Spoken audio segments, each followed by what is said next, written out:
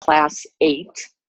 We are working on now chapter 5 in Awakening Joy. I was going to hold it up to remind everyone in case you haven't purchased it. You don't have to. I'm trying to provide some basic notes. Awakening Joy by James Bars. They are up in Berkeley now doing a live course themselves. James is a couple weeks behind us, and they spend 2 weeks on each chapter. We have chosen to do that for some. We'll be continuing with this topic, Awakening Joy, for throughout May into June. So just know, go to the website everydaymind.com and you will see notes and all of the videos, all of the notes, all of the orientation is all there under Awakening Joy course, if anybody wants to check that out. I'm going to use the book today, now that I have my glasses. But what I thought we would do first, as the daily aspiration, is I'd like us to review these beautiful, beautiful teachings. These are also instructions, by the way, so if you'd pick them up, just let's look at them for a moment. And I apologize to those of you who are online. I did not get them posted. I thought they were. My son, that would be beautiful. Seth's going to put it on the screen for you at home. I really appreciate that because actually to see it is a little more useful. And so the topic of chapter 5 is integrity. Integrity. And integrity can easily be misunderstood as morals. It can be misunderstood as rules. People think of other sort of negative framed words for integrity, right and wrong,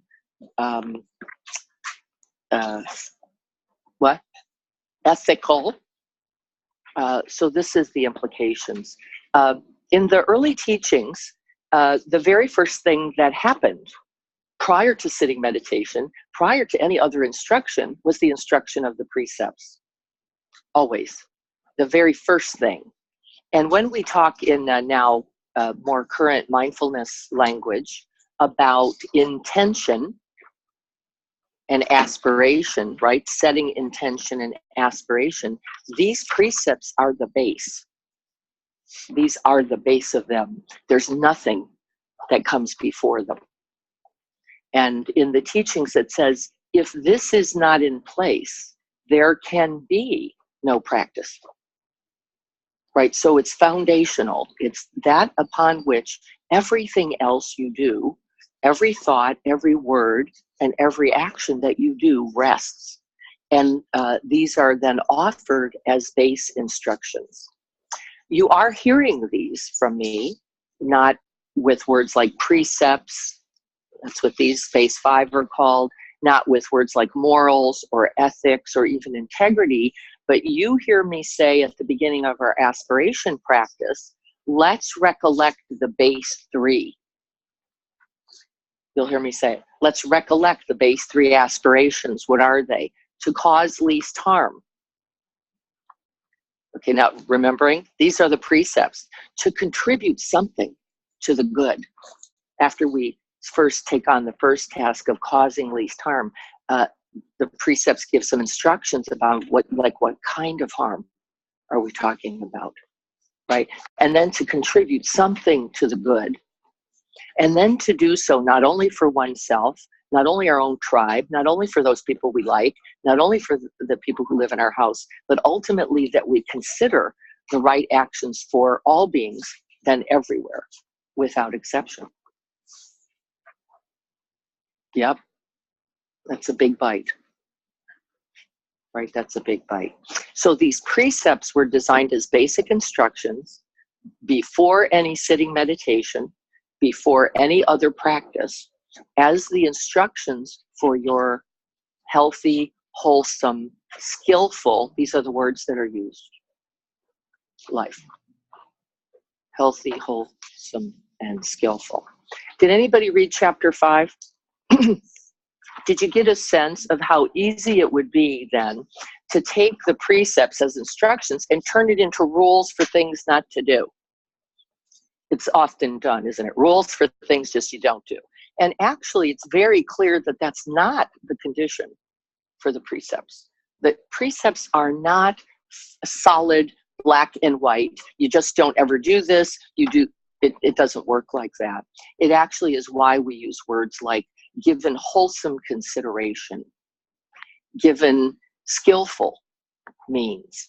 And it means everything in its time, in its way, given its condition, but we set this as the base. And so I just want to look at them for a moment together, and then we're going to read them as our practice. I want to see what they mean for you as you read them and reflect on them.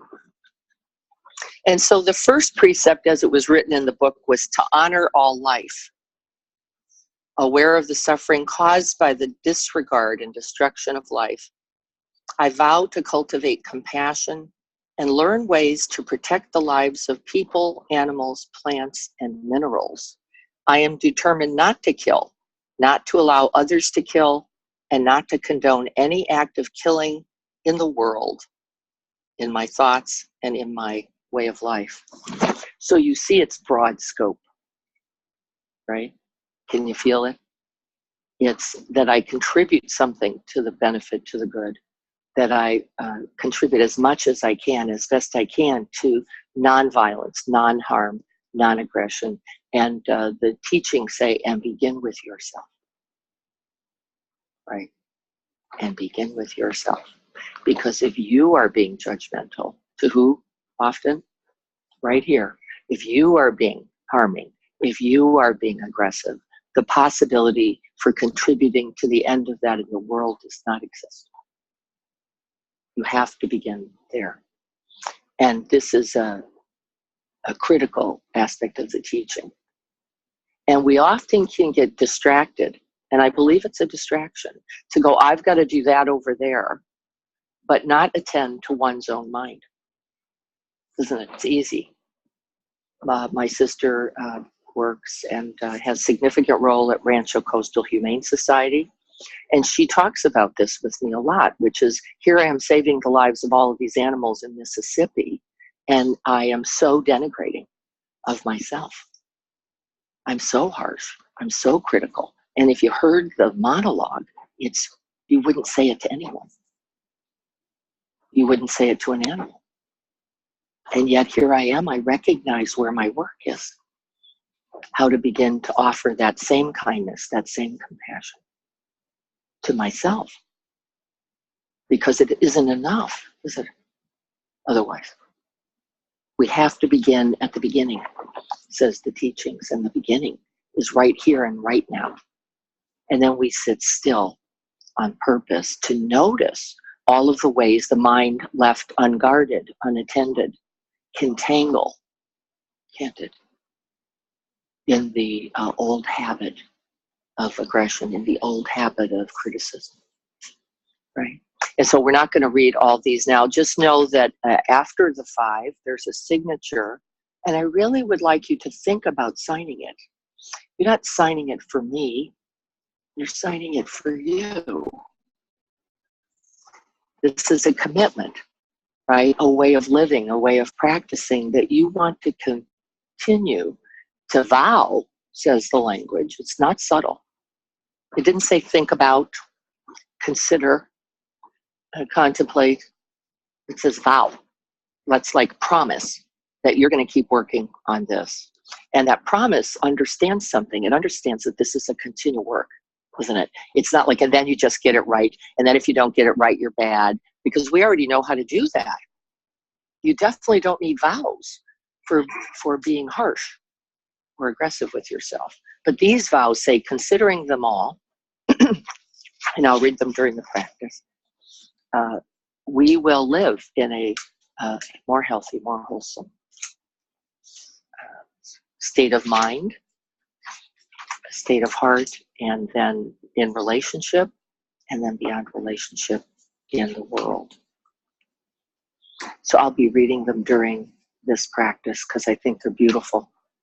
and they're things to just rest in. And so you can put them down for now. Just know they're yours to take. They'll also be up on the website.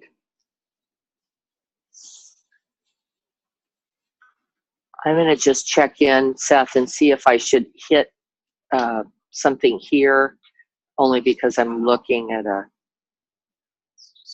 okay, it may not matter. If you want to look at yourself, but you're fine. I don't, doesn't matter. Okay. I'm going to take one of these out because there's an echo. So we're going to prepare for this sitting. This is maybe would be considered a contemplation of the precepts. These are precepts for all those who choose to practice sitting meditation. This is non-lineage based. Every single tradition that I know of, I'm reviewing, but that does the contemplation practice has these foundations at their base. So you, what I don't want you to think is, oh my goodness, if I signed that, does that make me a Buddhist? No.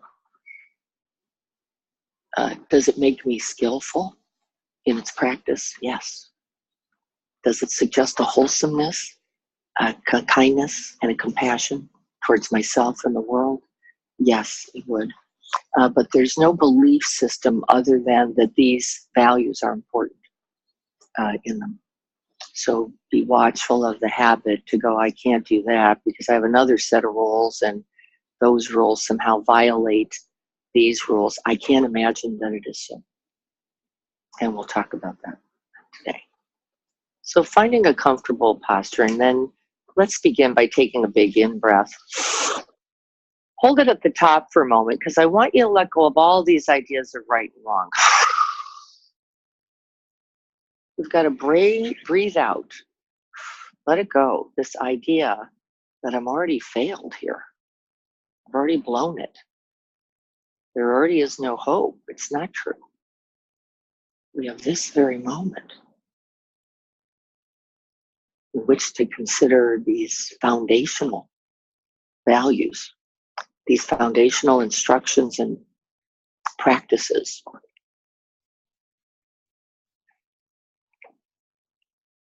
To honor all life, to contribute to causing least harm, and to contributing something to the wholesome, to the skillful.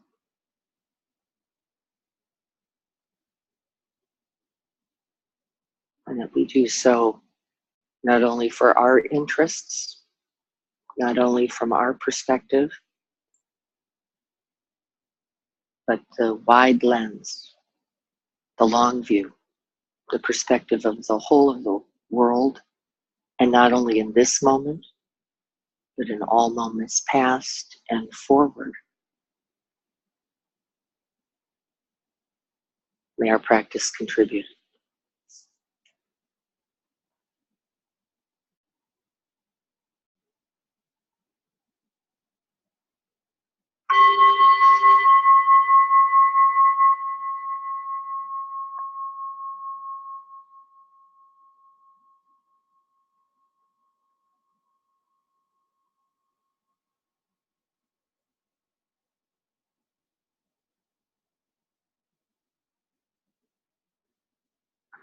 And finding the release in the out-breath. See if you can rest a little bit there. When we start talking about values and ethics, one of the things that I notice in my own body is that there's kind of a cringe or a tightening, like, ugh. I immediately remember several moments where I was out of my heart mind,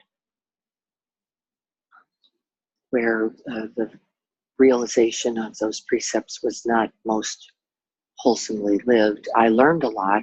There's a lot of wisdom from them, but they still come back as a kind of dirty tag. And so I want us to let go of that as best we can. It's not that we can get rid of it completely, But on the out breath, see if you can rest in your goodness.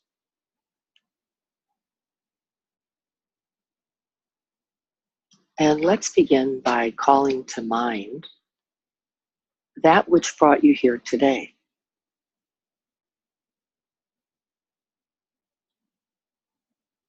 The very goodness, the very care,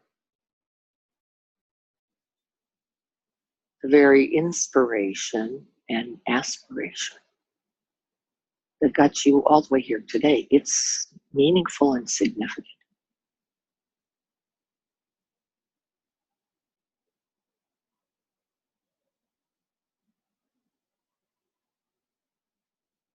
We already know that it's easier not to practice.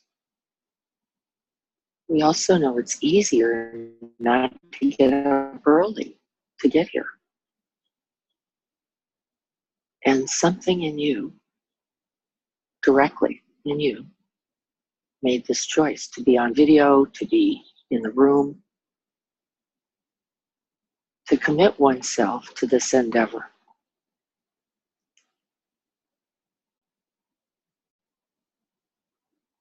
And I would just like you to breathe in, breathing right into your own heart space, breathing out from it, let it radiate throughout the whole body. See if you can make contact with the goodness in you that did not pick the easy pick today.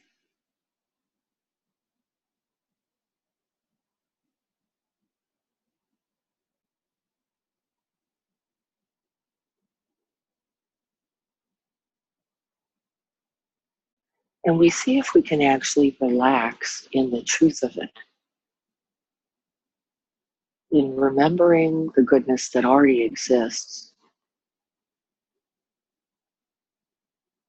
Remember, we have the bias to remember what we haven't done, what we don't do, what we're not capable of. This is just habit mind. It's not the truth. See if we can actually open beyond and rest in all that goodness that has you committed just right now. Ignited at the heart's center. This is the Bodhisattva in you. The one who is committed to awakening, not only for oneself, but for others.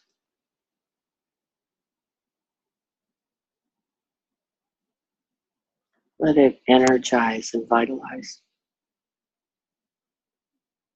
Remembering your goodness with each in-breath.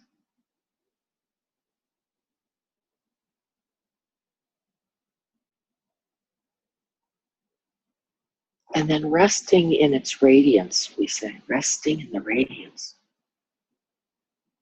with each out-breath, letting the whole body warm and soften.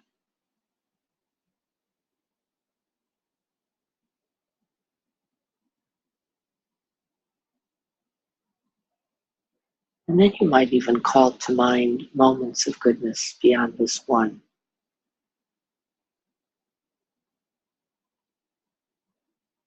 An act of care, kindness, compassion.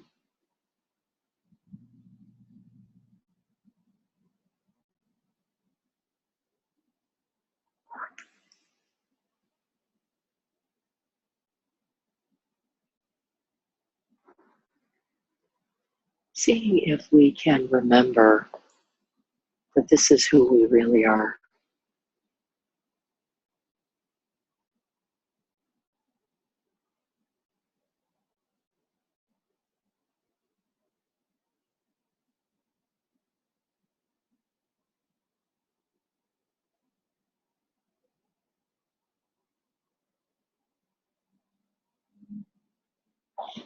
And then we invite a necessary gentleness. Because what often happens is we still bump into the habit. That armor around the heart, the contraction, maybe even the harsh thought, yeah, but.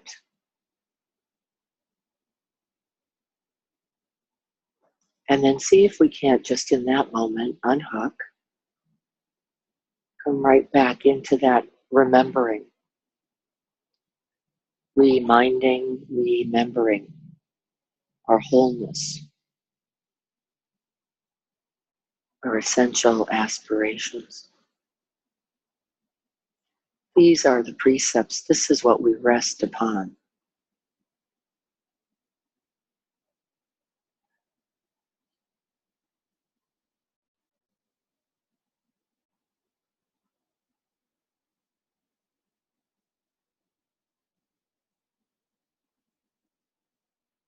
These values, these practices, this moment to moment awareness, holding these precepts, this is what we rest upon.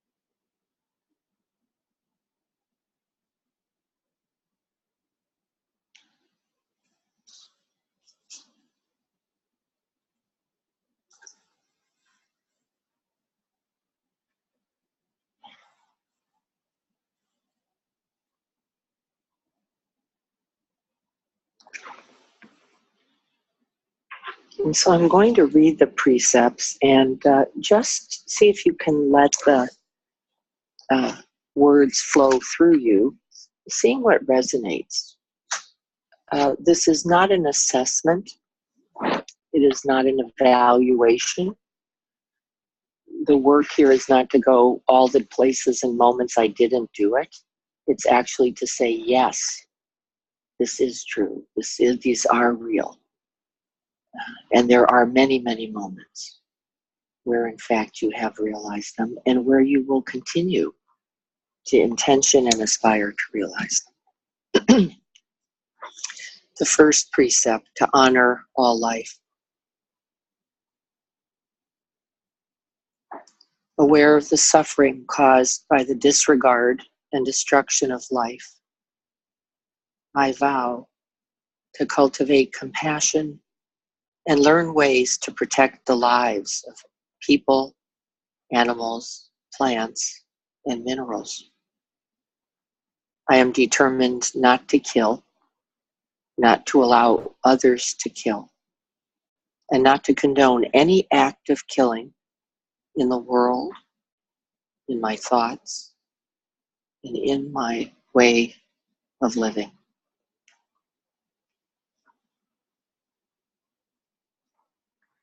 Just breathing that in.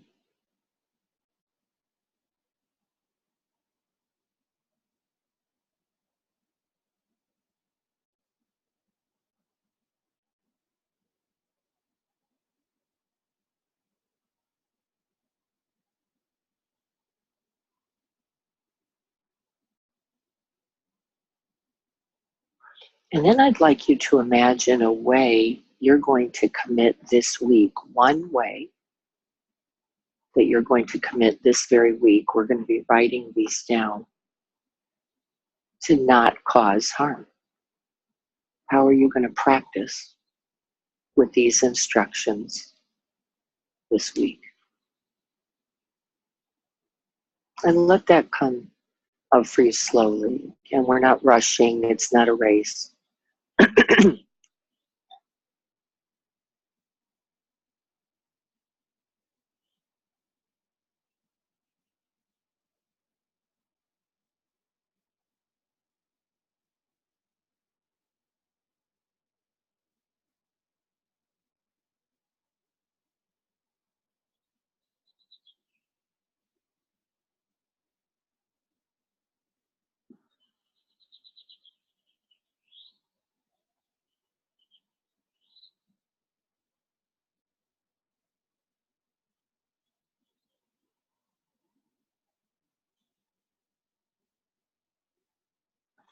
You might include something as useful as reciting this precept each day.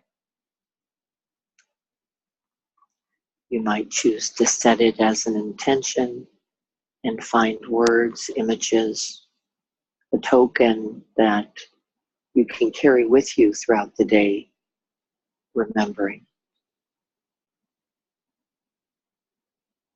What action, thought, word, or its restraint might you employ this week as a direct contribution to this first precept? Honor all life.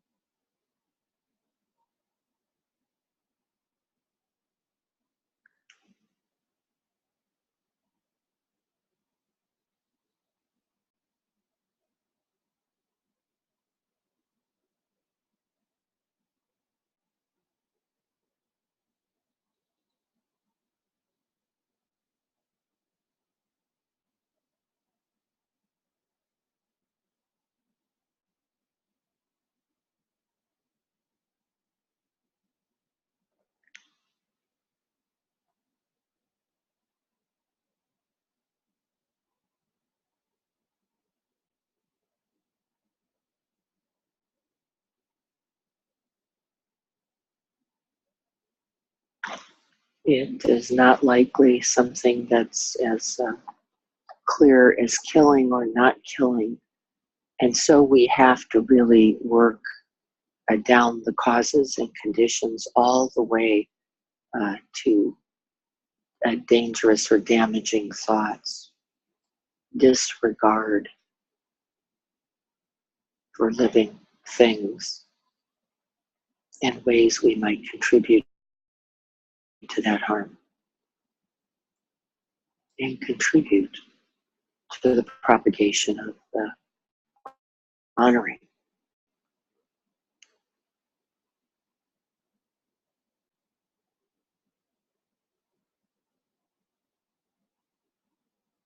And letting go of the first precept, being watchful of the tendency to turn it into a rule, something black and white. We'll talk about it in a moment to make sure we don't grab on. This just becomes a kind of fundamentalism that actually also causes harm. But a way of being.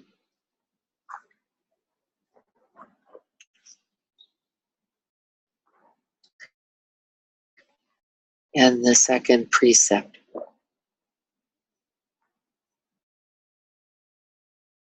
Do not take that which is not offered is one of the short versions. Aware of the suffering caused by exploitation, social injustice, stealing, and oppression, I vow to cultivate loving kindness and generosity and learn ways to work for the well-being of people, animals, plants, and minerals.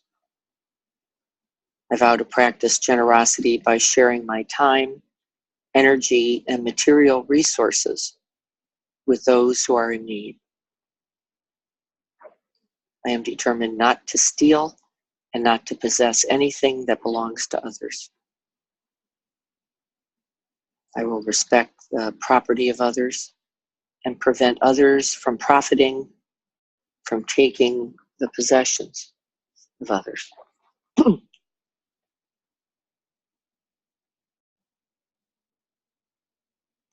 The antidote to taking that which is not offered is generosity. And we can look on both sides of this, reflecting on both.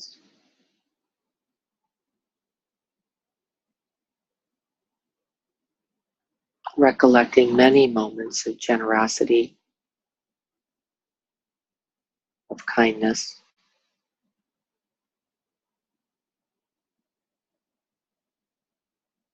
We're going to be inquiring into what feeds that action.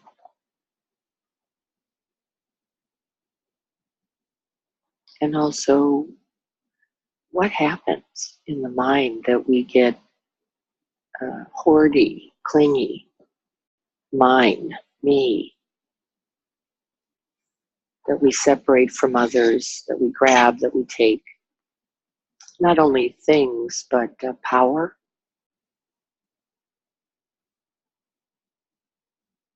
and privilege.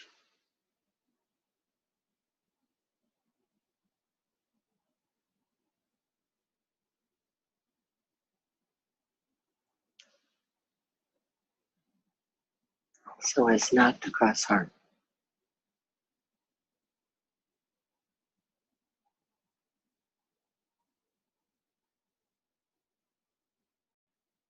We will be mindful.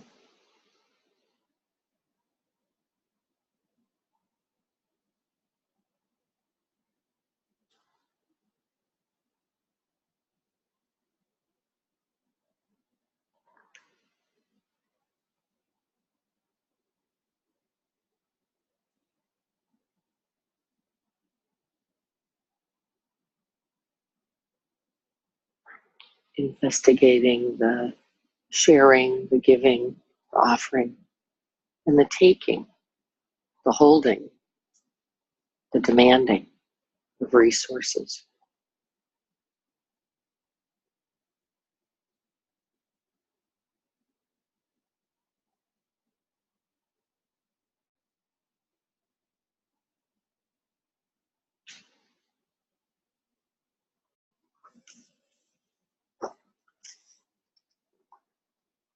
The third precept is regarding exploitation and protection. It often uses sexual exploitation because of the training of monks and nuns, but I have to say, I think it's exploitation of any sort. The misuse of power, the way we are consumed by greed, by lust, by wanting, and often the harm that is its result, and also our contribution to the precept with our willingness to offer protection,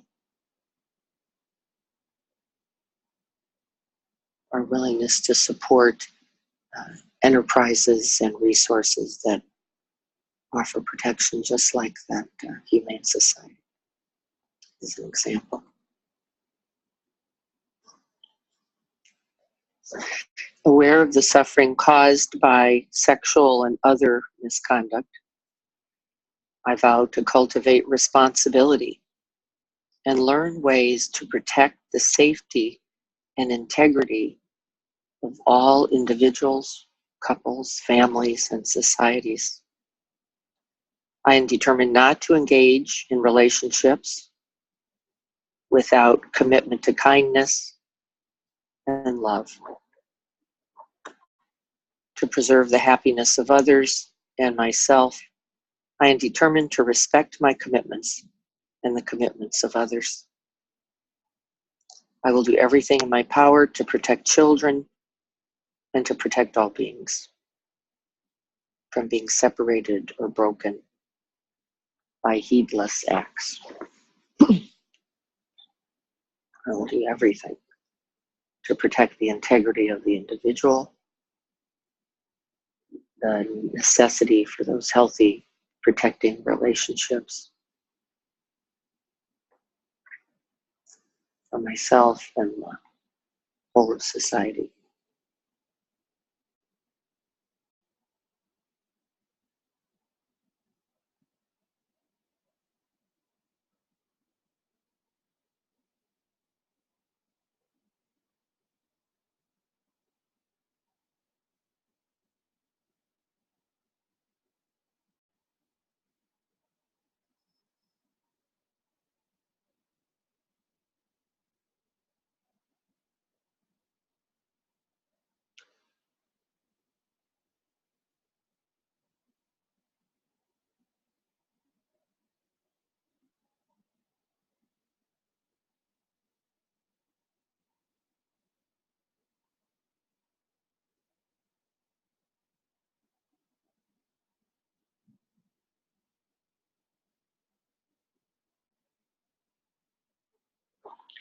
See if you can pick out a few words that resonate with your aspirations.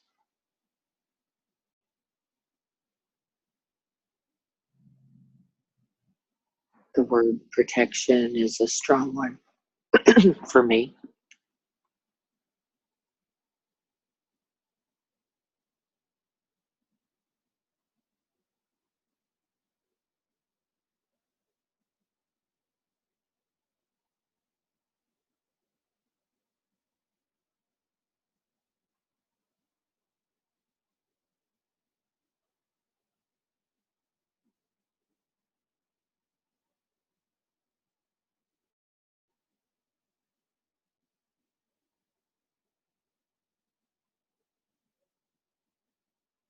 Keeping others from harm, from exploitation.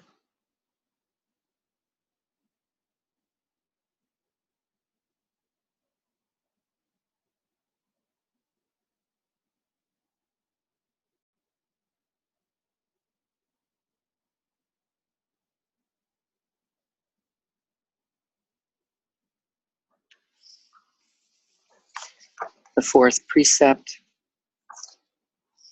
wise speech. Aware of the suffering caused by unmindful speech and the inability to deeply listen to others, I vow to cultivate loving speech and deep listening in order to bring joy and happiness to others and relieve others of their suffering.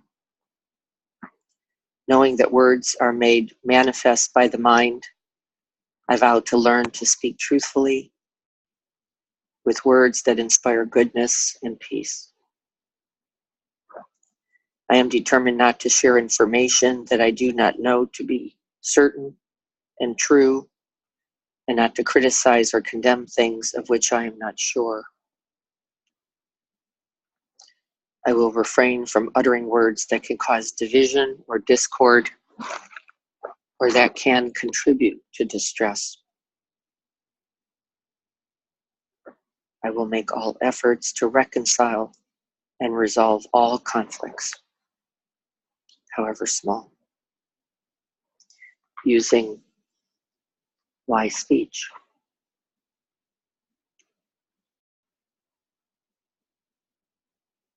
Once again, we can reflect for a moment on a way we might practice with this invitation to right speech this week. One small way.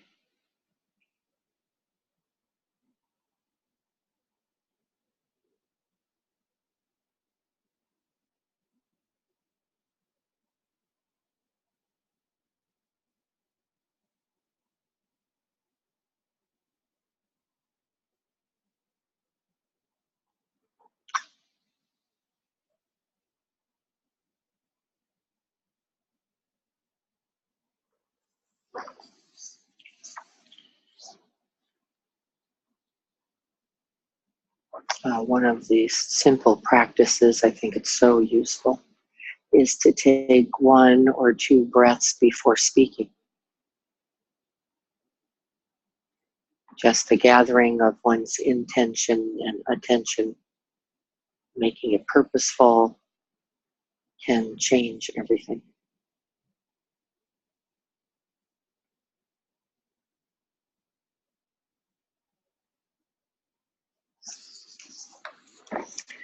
The 5th precept often is associated with ingesting substances that blur, contribute to delusion.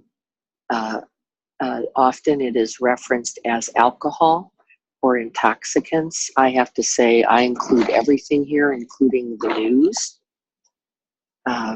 Everything we ingest, not only with our mouth, but with our eyes and our ears. And the ways in which we contribute, ingesting intoxicants, things that are not useful, and also ways that we don't support it, how we set limits and find restraint with the wish for relieving suffering. aware of the suffering caused by heedless consumption, I vow to cultivate good health for myself and others by practicing mindful eating, drinking, and consuming. I vow to ingest items that preserve peace, well-being, and joy in my body, in my consciousness, and in the collective consciousness of my family and society. I will not use intoxicants or ingest foods or other substances that contribute to harm, including social media, written materials, TV, films, and conversations. I am aware that to ingest these toxins is harmful to myself and all those I love, including future generations. I will work to transform violence, fear, anger, and confusion in myself and in society by practicing a healthful diet that benefits the earth and all beings.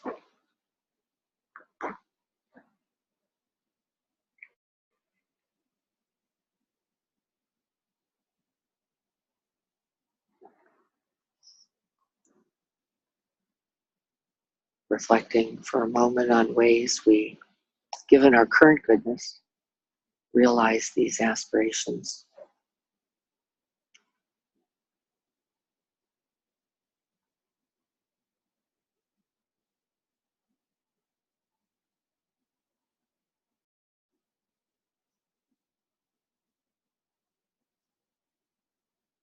And then a way in which we might set a particular intention and aspiration this week.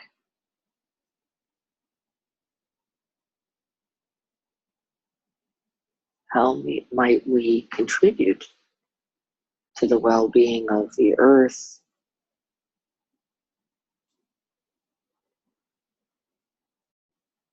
of ourselves?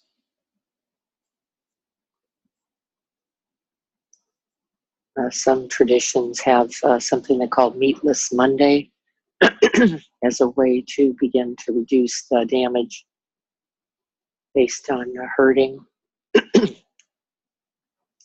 Let it be something that's doable for you.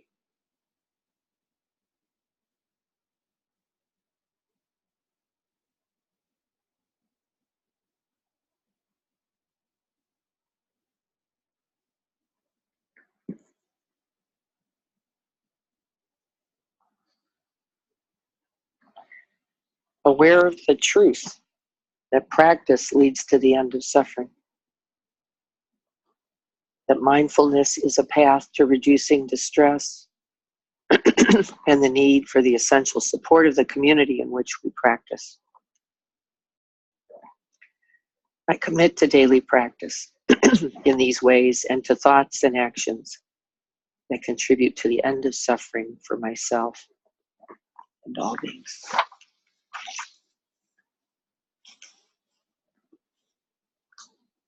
And we do so moment by moment and breath by breath.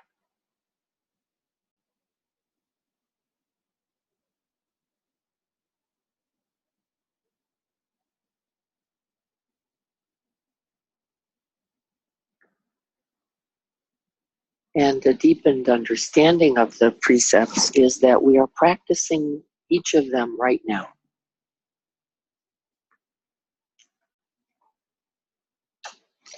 As we choose stillness and silence and that open space of awareness, that all of the precepts are being realized this very moment.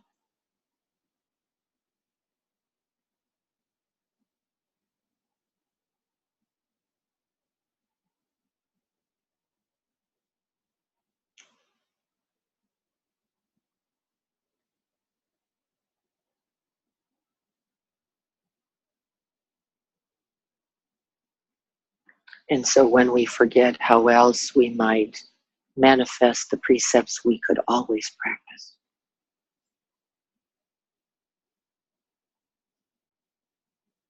Just like this.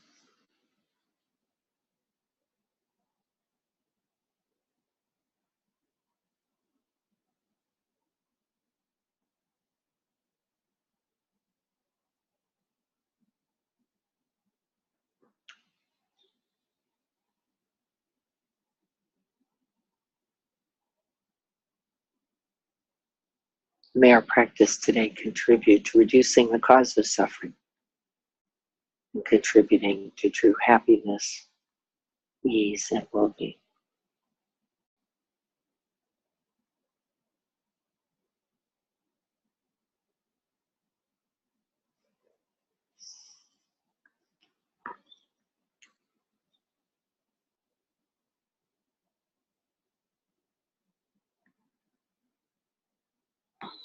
May it be so this very day.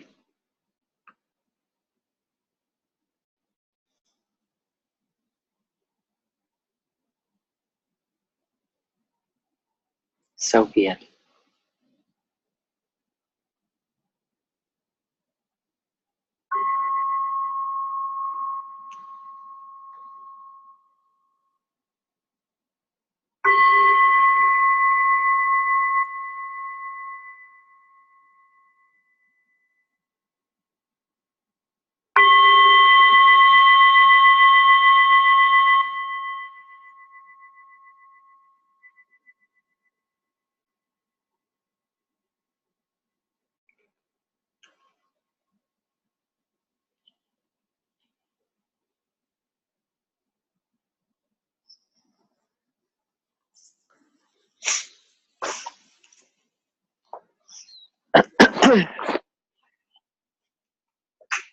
um, integrity,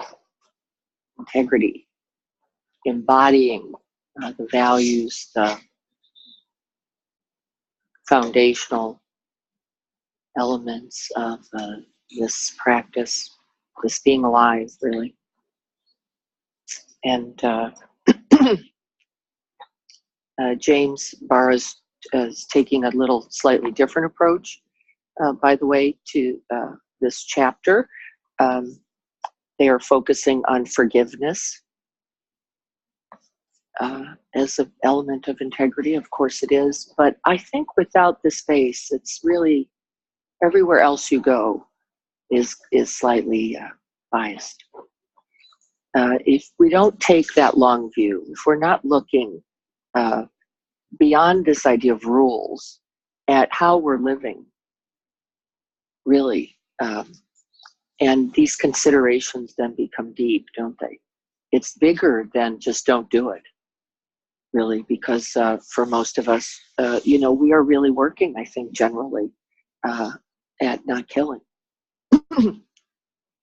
But I think there's all kinds of other versions of harm that we do propagate and that we do forget about, right? We just get that big thing covered and you go, I'm not doing that, so I'm good there, check.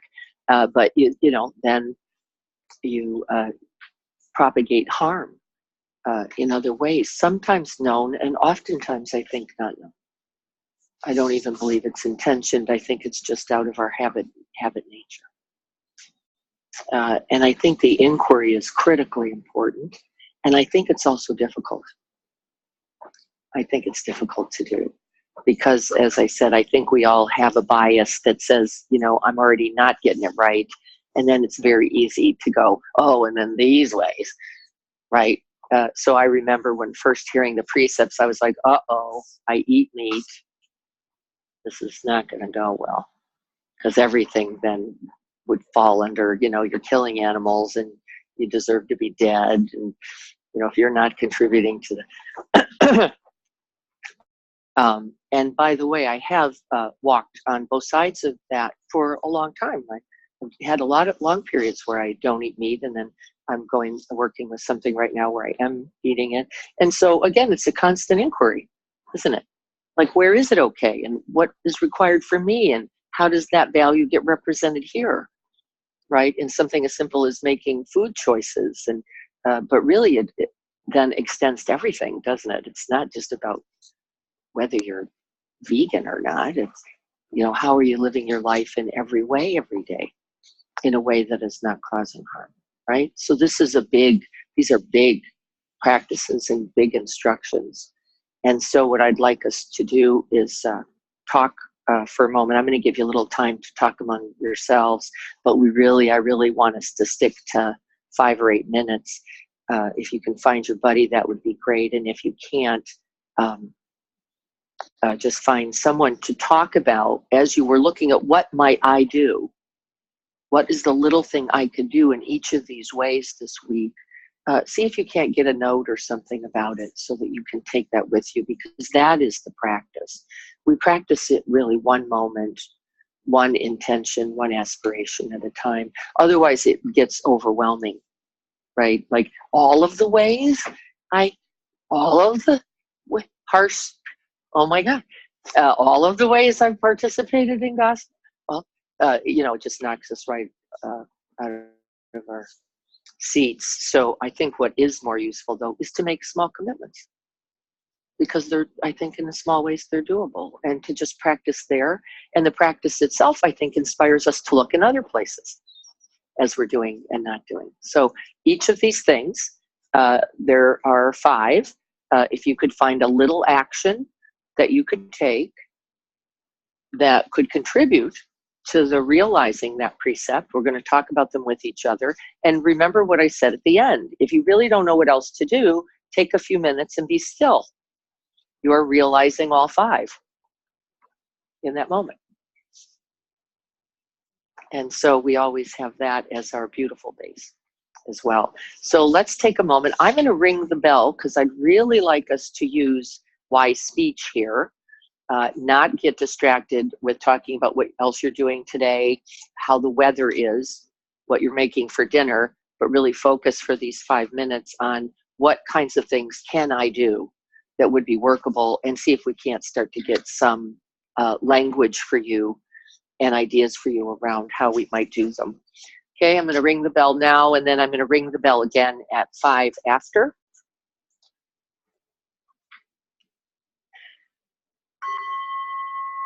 If you could find a person or your buddy, whoever is available to you. If buddy's not in the room, just find a body. And if 2 is already used up, make it 3. Ways that you're going to be practicing.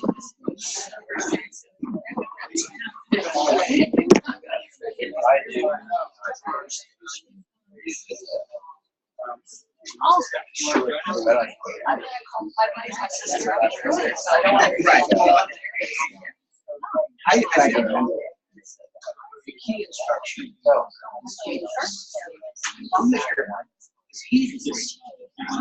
yeah. Whatever you say,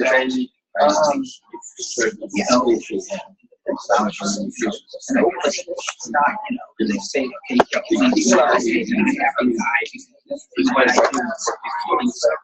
the universe and reality is if you're paying attention, I might. It's inevitable that there will be a transfer of energy as one entity passes on to the next step. And it's actually the benefits of the person that's receiving it. Goes away with their own changes. So we talked about you're not paying attention to what you are paying attention. Safety experiment. One of the things very interesting.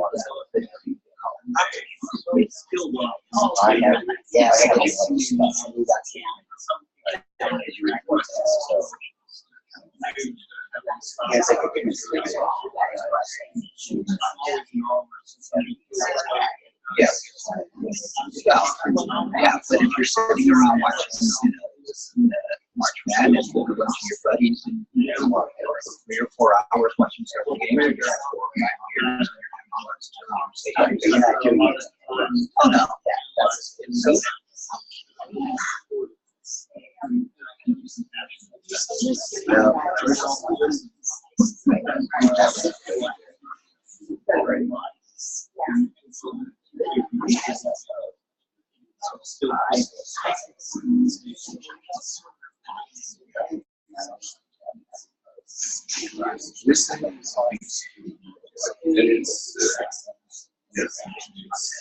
I make but it's like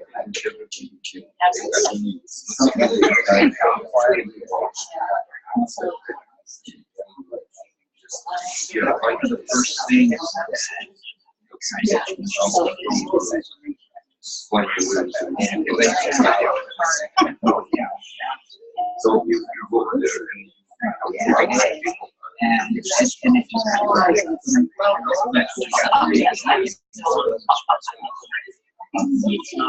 I started to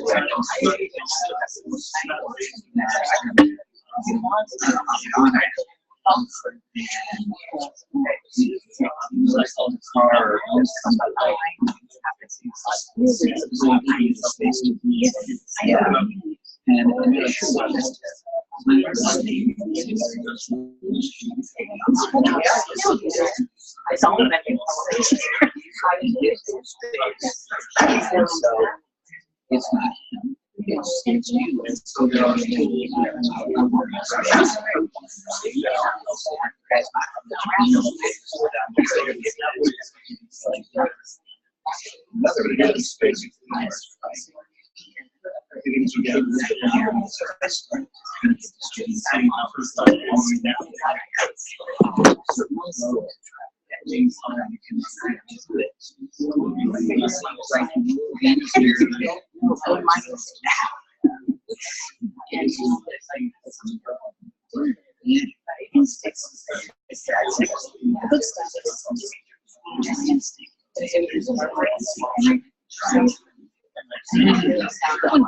So yeah, now. I mean, I can make failures every time.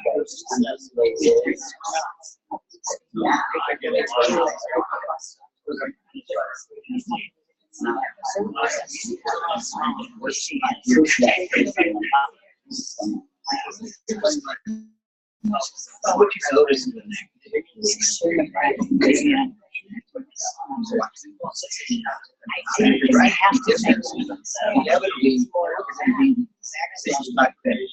relationship, then you were 10 miles back. You just kind of cruised along.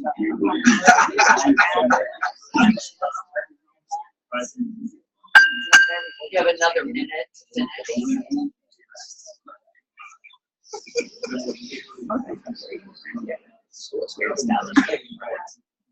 Oh.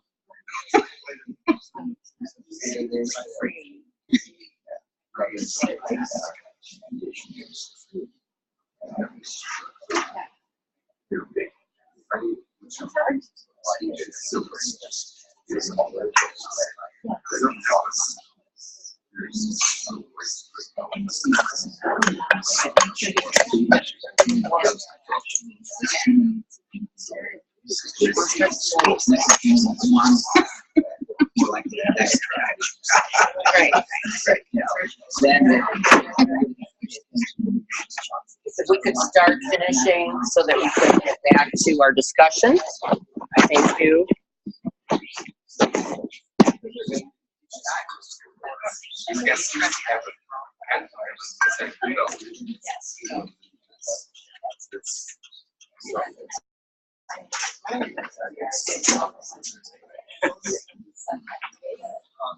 Okay, finishing, please. Thank you.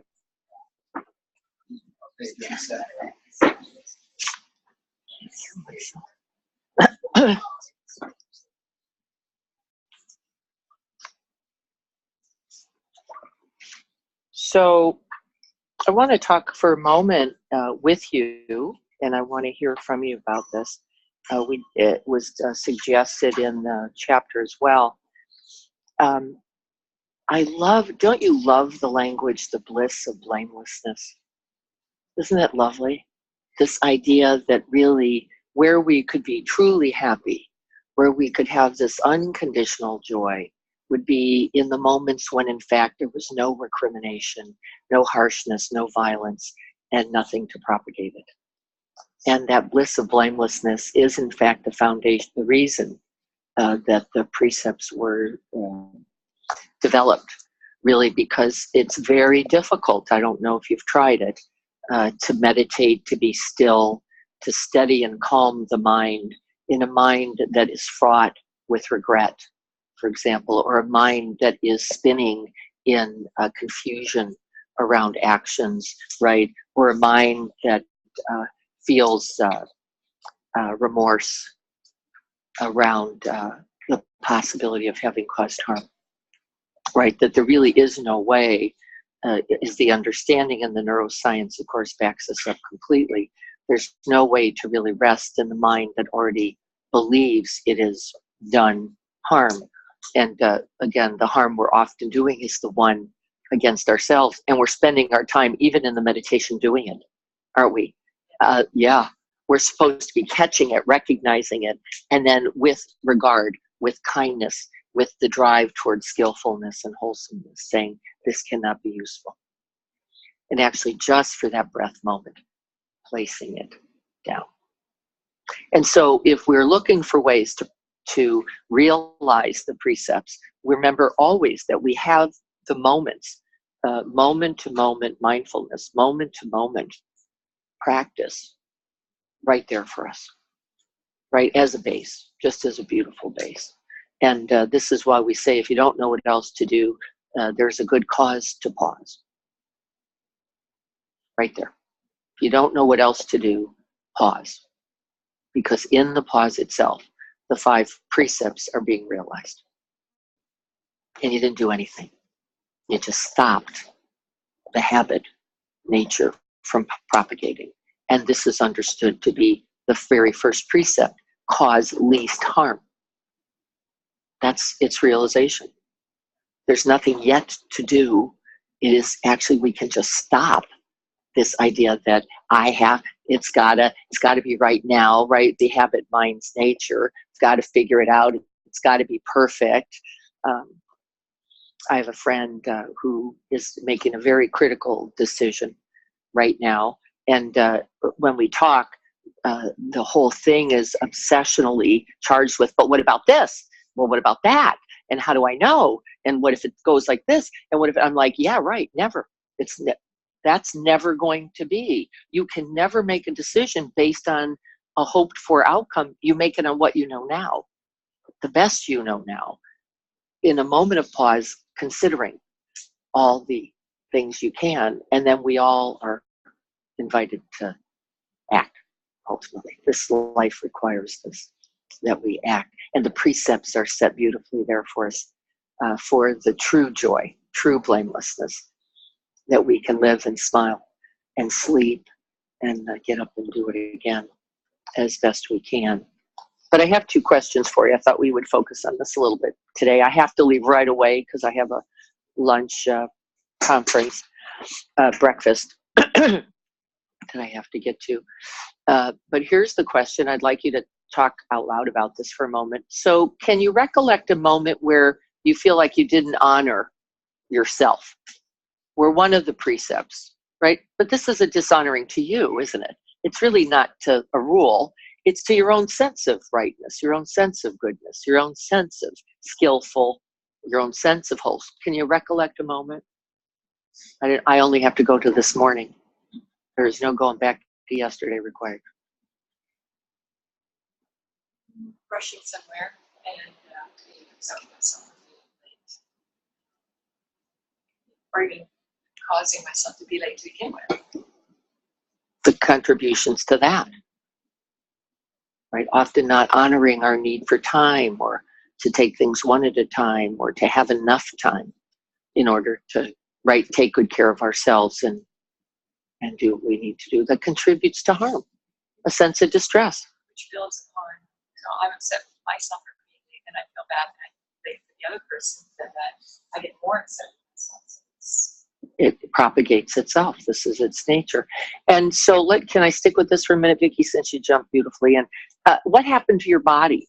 What did you notice in the body when you started feeling that distress of being late and the causes for the being late? A complete breakdown, the feelings of breaking down, the feelings of, it doesn't matter what happens to me as long as I can make it there for them, which I stopped thinking about myself. So tightness, a contraction. Anybody notice a sort of restlessness? I often pick up a little agitation experience in the, like it's already charged a little. Anybody get that kind of feeling? That's one of the ways I know I'm heading to a violation for myself. I'm already in an agitated mind body. I'm sometimes for people, they're not in the body. Anybody notice that? Like you're dead into the body. Body's not even here. You're just mind forward going, I gotta get it. It's gotta happen. Gotta get there. Gotta make it something or other. And the haphazardness of that, the cost of that, that's what happened to me this morning. Was the, too many things, and now I can't get them together, and the lights are off, and I'm working in the dark, and I don't want to be in the dark because it's harder, and I could feel this kind of energy generating, and then eventually, what do you suppose happens with that body? And we'll just stick with the body energy for a moment. And now agitated, rushing, forward thinking, gotta happen mind. What do you suppose happens? Two things. Either you're going to stay on that little train Yep. and spiral, or you will honor what you're feeling as this is what it is. If you're awake. Well, if you're awake to it. Often in that body, with that mind, we are no longer in a place of mindfulness. We have already, the train has already left the station. We're now looking at avalanche conditions, often. Now, Mike is right. Just this breath is still an opportunity to wake up to it. I'm just going to tell you that most of us don't have that training. Most of us. Doesn't mean we don't ever catch it either, right? We do. But really by this time, if we looked at the stress scale and you're over the 5, the bridge, onto the 6, 7, 8, 9, or 10, there is very few of us who are going to be able to capture it at the 7 and wind it back. Very few. Doesn't mean it can't happen, but I don't like the odds. I'm not putting my... It gets bigger and bigger, and eventually it's going to pop. Yep. And then you're there. It does. But every moment is an opportunity on that scale to not contribute more, isn't it? Every single moment. Like I could catch it here. I could recognize it here. I could catch it in the tight body. I could catch it as my mind's going to 11 more things. I could catch it now as I'm now starting to say, what? If he weren't here, then I could turn on the light, actually, and just get this flipping thing done and not have to work around him, because now he's just laying there and I got to try to find my phone around him. So I just wish he weren't there. And the propagation of that and what it leads to. Now, of course, did I see it there before I said, you know, if only you weren't alive, this could have been a lot easier. The truth is I did. Thank you. Thank you, 25 years of practice. Could I notice? Wouldn't be good to say that, probably. But what's also true, yeah, it's all true.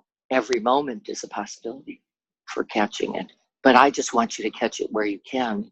And my interest is actually from the truth of the precepts. It says we don't have to keep just climbing when we remember them. Just the remembering of the precept will go, wait a minute, this is just going to lead to harm. And consequently cannot be skillful, even if you get there on time with your phone, right? It isn't worth it.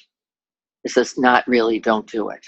The precept says, let's not cause least harm right now by going, I think I better just slow down and then I'm going to be late and it's okay. Isn't it? It would be better. But look at how easy it would be to take that energy and just turn it into now a harsh statement, now a judgmental, critical, harming thought, right? Because these seeds propagate. They are not just single seeds. We water them, right? And then they become language. And then they don't not only become language, what do they become? Actions from that language. And now harm, then we are there going, wait a minute, how did this actually happen? How did it actually happen that this much harm has come about when I was just trying to get my stuff to get ready this morning, and it is how it happens. It's how it always happens, by the way. And so it is true. Where can we notice? Well, in every moment we can be awake. And I love the pause when I can feel that little bit of energy in the body. Just the pause. Just 3 more breaths can change everything, including the brain chemistry. And what do we have to do to be willing to take them? Since we know how quickly we can get to harm of whichever sort, right? What do we have to do? What does it take to be willing to take them?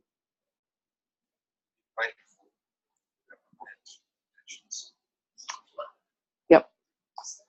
To set the course in the day, to say, and this is why the precepts were written, they were written to be read. They were written to be called to mind each day, to say, how then, in the infinite ways, the unimaginable ways that I cannot yet imagine, will I commit? Vow, says the language, right? Not just think about, vow to manifest them. And if we do not call them to mind, what do we know the probability is? Very, very low for manifesting them. Had I read this morning, coming to teach it today, before I got my stuff, right? So we remember, remind, and then intention, and then spend the whole rest of the day going back to the guard pole, going back to the star, going back to the, right, throughout the whole of the day. And that we take those breaths on the spot to gather and remember, and then we take purposeful moments, not just those on the spot, to stop on purpose and to remember. And so if you did just that, what do you suppose might be different? Just what I said. You set the course for the day, you read them, you make the commitment to them, you take little 3 breath breaks throughout the day just to check in. Where am I? Right? Here I am getting in my car. Nice time to check in. How are things in relationship to the precepts? And then we purposefully take longer period of time. Let's just say 1 to 5 minutes. Let's make it workable. 3 times a day where you stopped and said, let me reflect. How am I? And how am I in relationship to these vows that I've taken? And what might it change? Yeah, truly. It's not a joke, is it? It ultimately would change everything. So why don't we try that?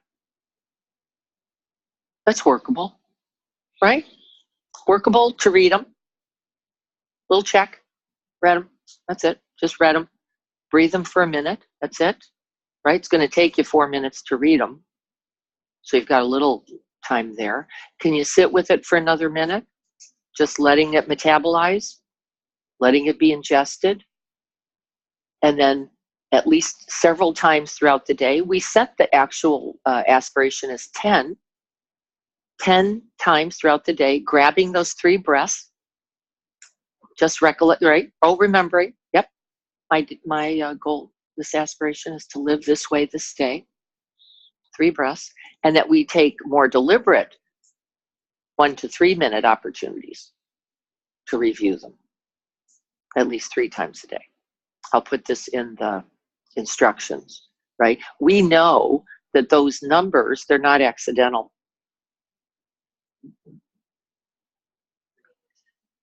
They're not accidental. We know that it takes at least 3 check-ins in a day in a more significant way with purposefully pausing. Purposefully. We know 2 of them are always at the beginning of the day and always at the end of the day.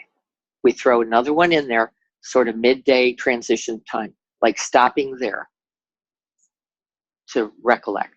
Wait, what's the purpose of this day? Integrity, wholesomeness, skillfulness, least harm. You find your words. right? So we know that those three are required.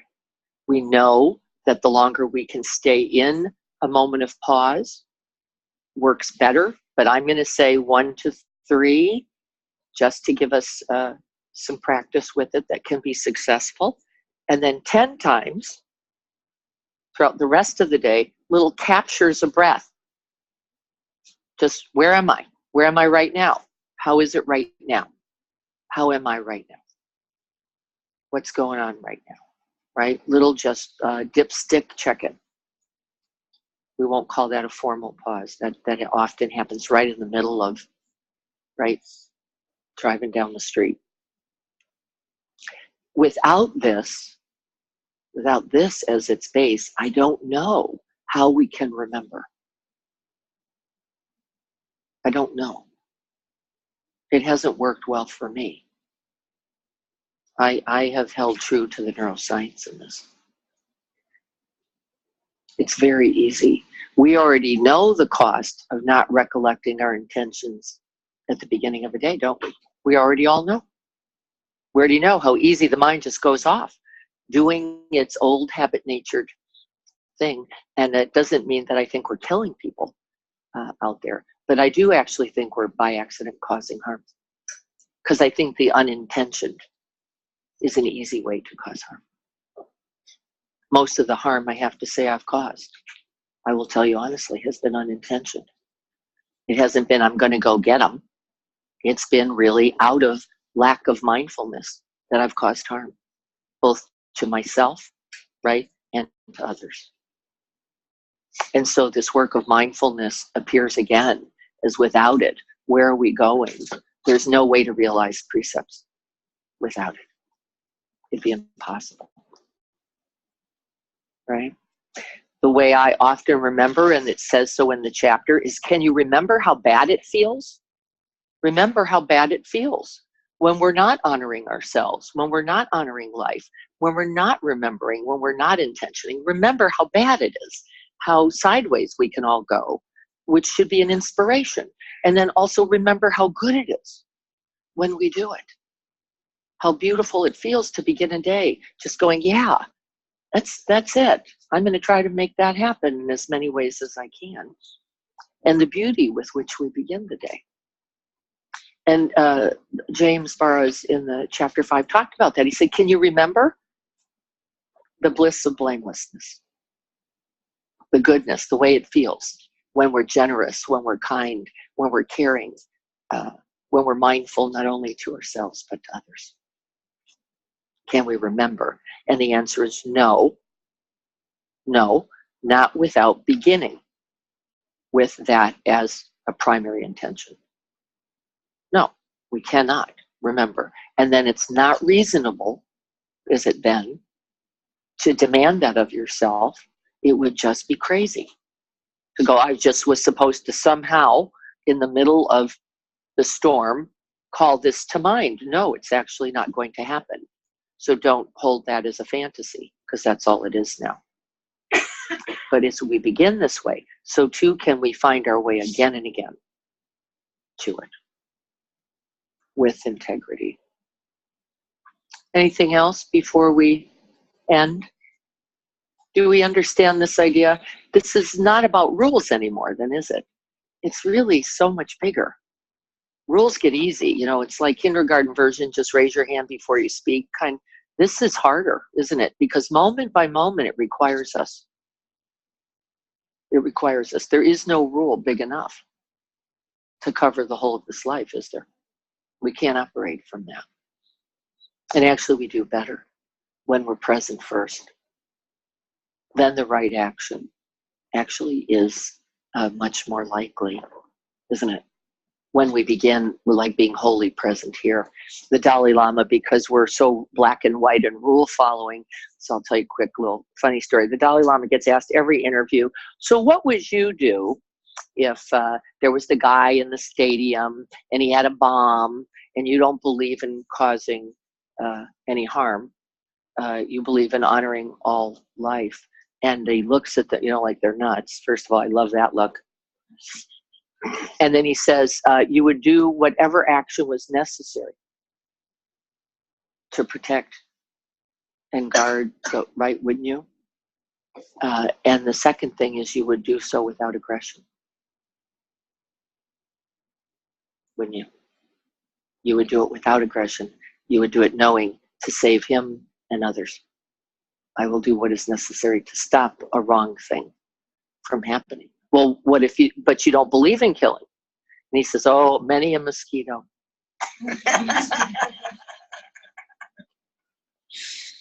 Right, that's his joke. Many a mosquito.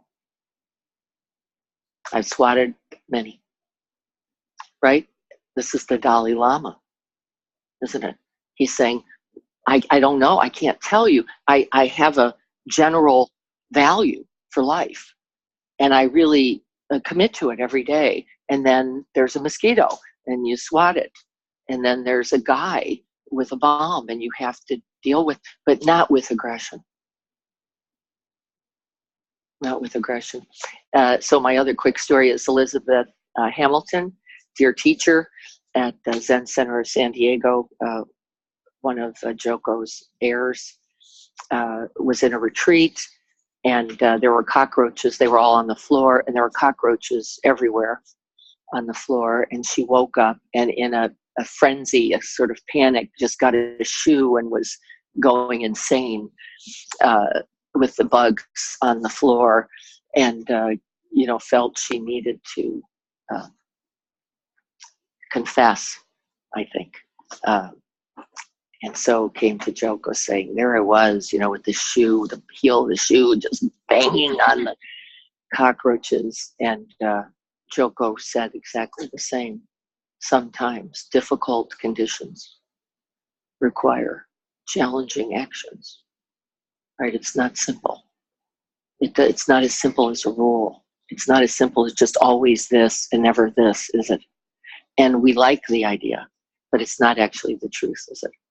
Life in its moments more difficult, and discernment required. And without mindfulness, there's no possibility. Then we're just whatever we're doing. The instructions says, eat, or it says, don't Yes, be heedless. that's right. So no, That's right. think about it. Be heedful. Whatever decision you make is going to be okay in that moment. It's definitely going to be better than the one where you didn't consider it. And we know this for sure. I will write these instructions for you and include them, as well as I will include now the precepts. But I would love for you to look at these every morning, please. If we could just sit for a moment.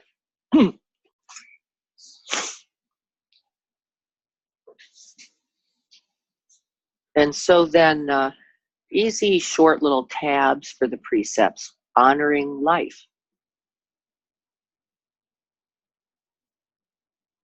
Wise speech.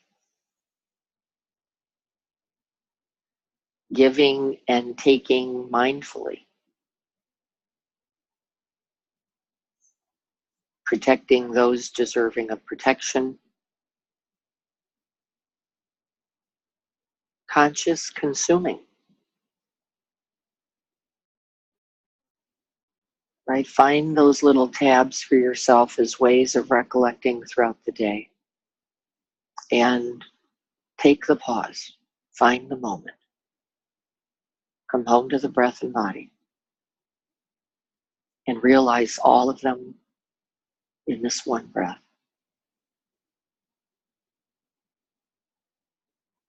Perfect practice. Right here in the pause.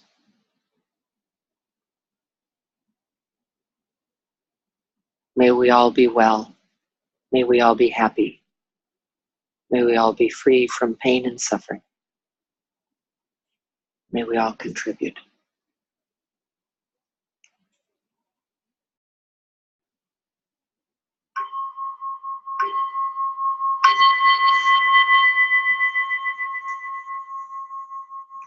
Thank you for your practice, taking the time and resource to be here. I appreciate you. Thank you.